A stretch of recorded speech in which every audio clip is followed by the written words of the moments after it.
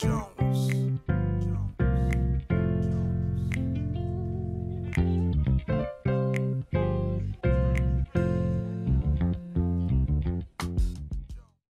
à tous, c'est une joie pour moi de vous retrouver dans un nouvel épisode de Sa parole et moi. Ces capsules, ces rendez-vous réguliers autour de sa parole, la parole de Dieu. Car nous savons qu'au travers de la parole de Dieu, Dieu nous transforme, il nous renouvelle, il nous amène beaucoup plus loin. Et ma conviction, notre conviction à tous, c'est celle-ci. La parole de Dieu détient tout ce qui est nécessaire pour bâtir des vies en bonne santé. Donc c'est le but de ces capsules, de vous communiquer des ingrédients pour des vies en bonne santé. Si vous avez des questions, si vous avez des témoignages, n'hésitez pas à nous écrire ou à nous contacter. C'est avec joie qu'on prendra le temps de répondre à vos différentes questions. La dernière fois, j'ai abordé avec vous une nouvelle série sur l'humilité. L'humilité qui est un sujet très important pour le chrétien, pas souvent très abordé parce que ce n'est pas très glamour, ce n'est pas très attractif. Néanmoins, ça reste une clé essentielle pour la vie du croyant. Chaque chrétien, chaque responsable, chaque pasteur, chaque leader devrait développer et travailler la question de l'humilité parce que c'était la nature et l'un des caractères de Jésus. Et il invite chacun d'entre nous à être humble comme lui il a été humble. On a vu l'humilité chez les enfants parce que Jésus nous demande d'être humble comme des enfants. Et aujourd'hui, la thématique que nous allons aborder ensemble, ce sera l'humilité du serviteur. Comment être humble comme un serviteur. Et on va lire ensemble deux textes. Le premier, Matthieu chapitre 20, verset 26 au verset 28. Matthieu chapitre 20, 26 à 28. Il est écrit: ce ne sera pas le cas au milieu de vous, mais si quelqu'un veut être grand parmi vous, il sera votre serviteur. Et si quelqu'un veut être premier parmi vous, qu'il soit votre esclave, en d'autres mots, votre salarié.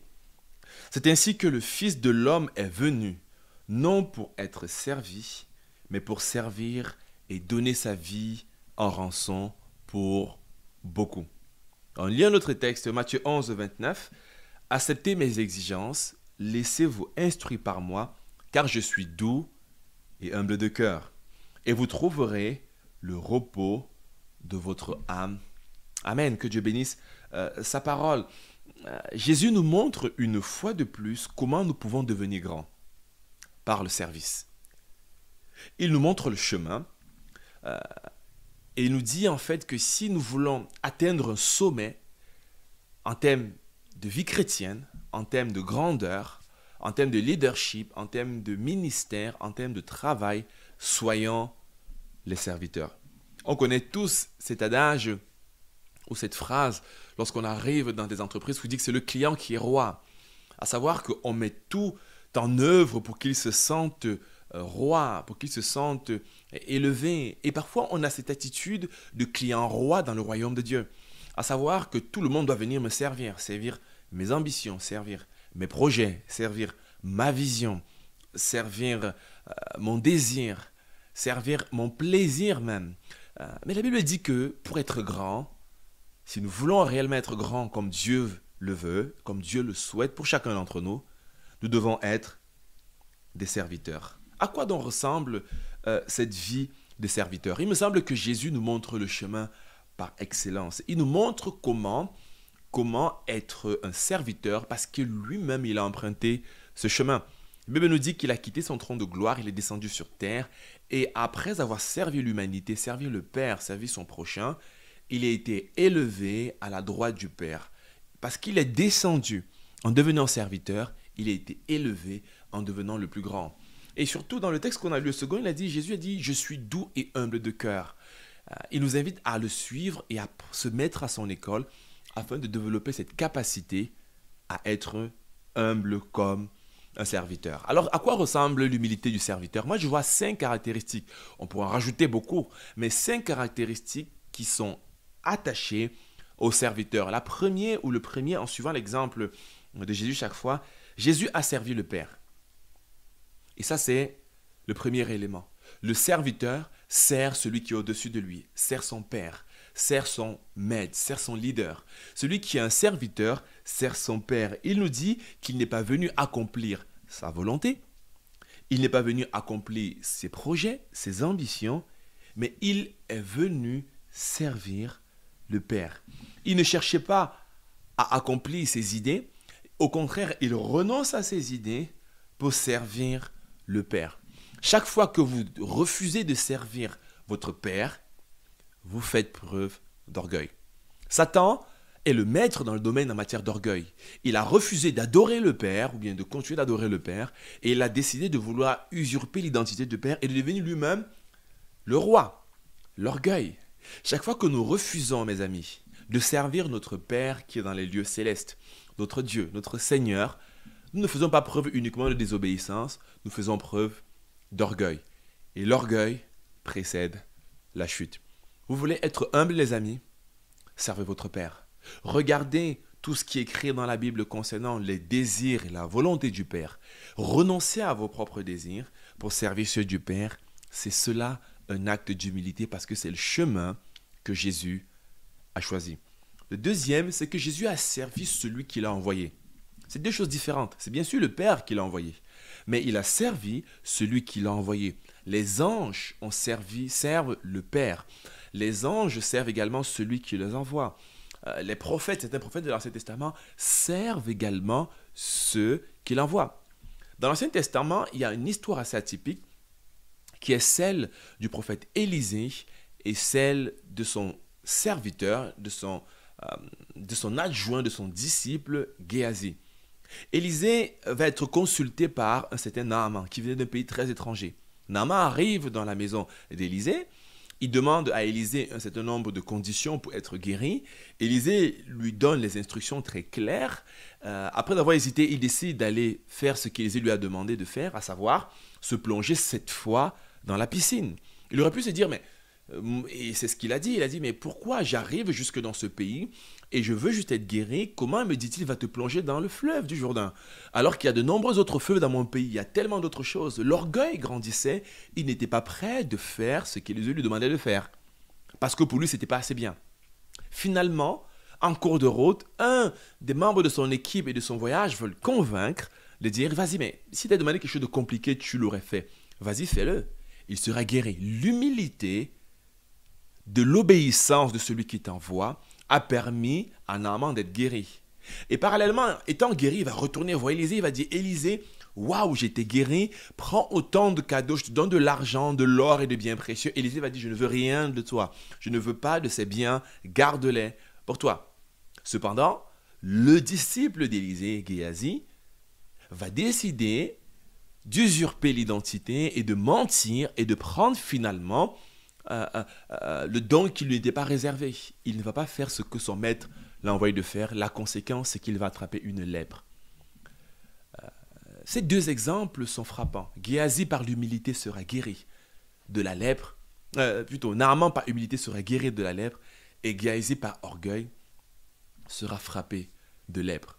Aujourd'hui, nous ne voyons peut-être plus la lèpre ou ce type de maladie de manière physique, mais je crois que spirituellement, chaque fois qu'on désobéit, chaque fois qu'on passe à côté et que l'orgueil grandit dans notre cœur, eh bien, il y a des lèpres spirituelles qui nous frappent, des dangers comme ça qui nous éloignent de ce que Dieu veut pour nous. Soyons revêtus d'humilité, sachons reconnaître et faire ce que le Seigneur nous a demandé de faire.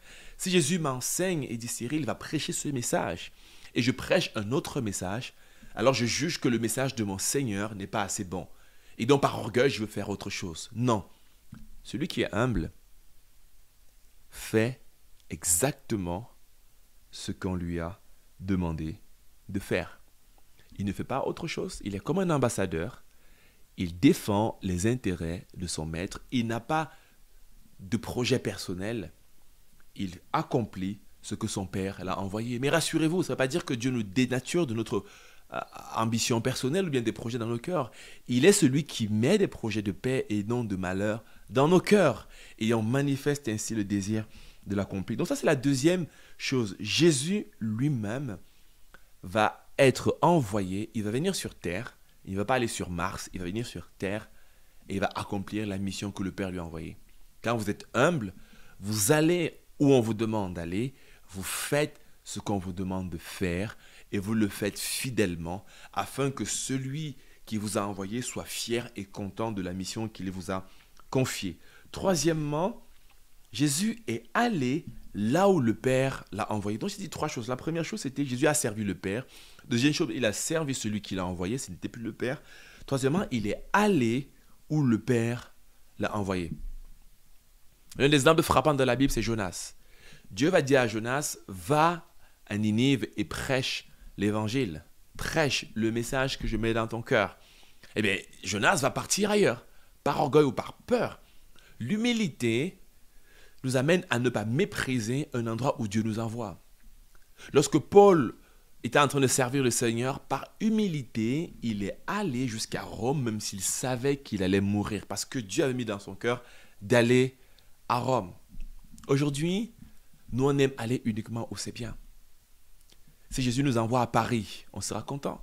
Si Jésus nous envoie à Hollywood, on sera content. Si Jésus nous envoie toucher des célébrités, des personnalités importantes, ce qui frappe du regard, ce qui est attractif, ce qui est beau, ce qui est glorieux, on est content, on est béni, on est sûr, c'est une prophétie extraordinaire qui vient de Dieu.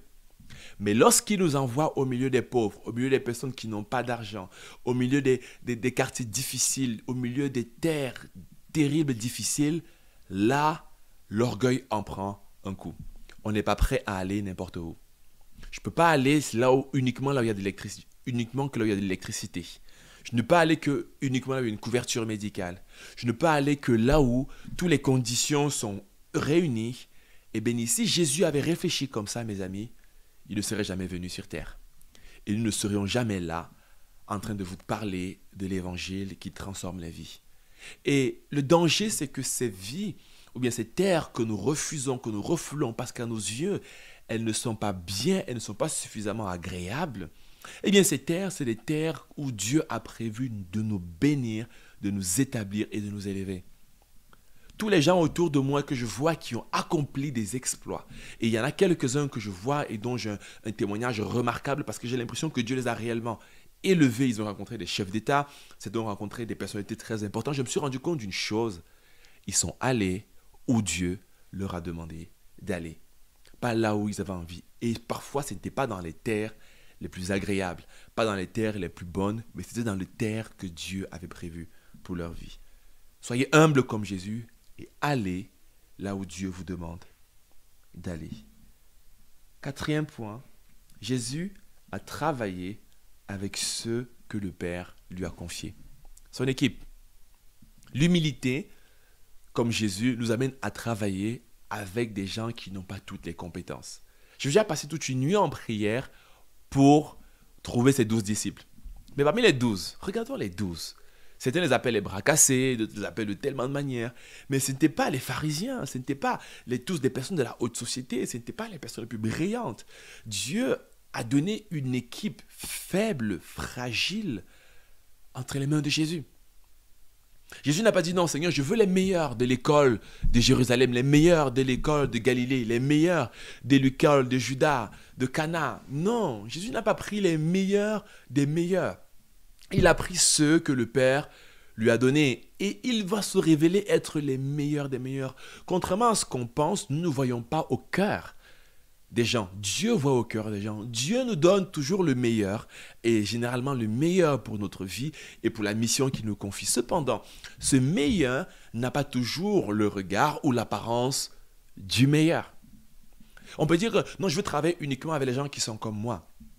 Je veux travailler uniquement avec des gens qui ont un diplôme, même diplôme que moi. Je veux travailler uniquement avec des gens qui ont le même niveau de revenu que moi, qui ont la même couleur de peau que moi, les gens qui ont le même arrière-plan culturel que moi. Eh bien ça, c'est de l'orgueil. C'est de croire que je suis supérieur aux autres et que peut-être les actifs ou bien les acquis que j'ai matériels sont supérieurs à ce que les autres n'ont pas. C'est de l'orgueil. Alors Dieu nous dit, si nous voulons suivre Jésus dans l'humilité du serviteur, alors on sert avec les gens que Dieu nous a donnés. Et parfois, ils ne sont pas parfaits. Et rarement, ils sont complets. Mais Dieu les place autour de nous pour parfois que nous rendent ministère, également parfois pour qu'ils nous aident et nous façonnent. Et donc, si on pouvait juste être suffisamment humble Et se dire que dans mon groupe de maison, dans mon église, dans mon équipe, il n'y a pas les meilleurs, il n'y a pas les bons, il n'y a pas ces autres personnes, ils sont super bénis parce qu'ils ont tel prédicateur, ils ont telle personne qui a les dons de prophétie. On voit toujours l'herbe très verte chez le voisin et rarement chez nous.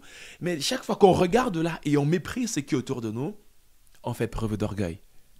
Et l'humilité de Jésus, c'est de dire, Seigneur, ok, tu me donnes Thomas, il n'est pas très crédible, il n'a pas une très grande foi, mais c'est pas grave, on va travailler avec lui. Ah, tu me donnes Pierre, tu me donnes Judas, Judas il va me trahir, mais si tu veux que je travaille avec lui, Seigneur, je vais le faire. Ça, c'est l'humilité de travailler avec les gens que Dieu nous confie, l'humilité du travail d'équipe. Mes amis, ne méprisons jamais ce que le Seigneur nous envoie et vers qui Dieu nous envoie. Car ceux qui ont l'air de la terre et de la boue se révèlent être des trésors et des perles lorsque Dieu s'en occupe réellement. Et mon dernier point, le cinquième, Jésus a servi ceux que le Seigneur lui a demandé de servir. Il a servi avec ce que le Seigneur lui a demandé de servir, mais il a également servi ceux que le Seigneur lui a demandé de servir. Qui étaient les bénéficiaires de son ministère? Jésus va dire à Jean-Baptiste, lorsque il va envoyer quelqu'un vérifier s'il était réellement le Messie, il va dire, les aveugles voient, les paralytiques marchent, les sourds entendent, la bonne nouvelle est annoncée aux pauvres. Jésus va dire que la bonne nouvelle est annoncée aux pauvres. Jésus a prêché au milieu des pauvres. Il a prêché au milieu des enfants. Qui étaient les bénéficiaires de son ministère? C'était ceux que Dieu avait appelés. À certaines personnes, il va les rejeter. Il va prêcher uniquement au peuple d'Israël. Et parfois, nous pouvons refuser notre terre, nous éloigner de notre terre pour aller vers une terre qui paraît attractive et qui paraît belle. Mais ça, ce n'est pas l'humilité. L'humilité, c'est de croire que même si en apparence quelque chose semble fragile, Dieu peut sortir le meilleur de cela. L'humilité, c'est de ne pas choisir qui sera au bénéfice de notre ministère ou bien de ce que Dieu nous a confié. L'humilité, c'est de reconnaître que tout ce que Dieu nous donne est bien et est beau. Parfois, on peut mépriser ce que Dieu nous donne. On peut dire, je vais parler qu'aux juifs, je vais parler qu'aux adultes, qu'aux enfants, alors que Dieu nous donne un autre groupe. Dieu peut décider de donner à quelqu'un que des enfants. Il dit, mais Seigneur, je ne veux pas que des enfants, des étudiants, ils n'ont pas d'argent, ils n'ont pas ceci, ils n'ont pas cela. Mais mon ami, ne regarde pas à ce qui frappe du regard. Sois humble, soyons humbles et regardons à ce que Dieu, lui, prévoit de faire. Parce que nous ne choisissons pas le bénéficiaire, nous ne choisissons pas l'équipe, nous ne choisissons pas le lieu, nous ne choisissons pas la personne qui nous envoie, nous ne choisissons pas le Père. C'est lui qui fait toutes choses et la bonne nouvelle, c'est que ce qu'il fait est bon, est agréable et est parfait. Alors soyons humbles comme des serviteurs. Servons notre prochain. Ne recherchons pas des ambitions personnelles, ne recherchons pas à catégoriser tout cela uniquement, mais décidons de servir notre Dieu avec audace, avec humilité et avec joie.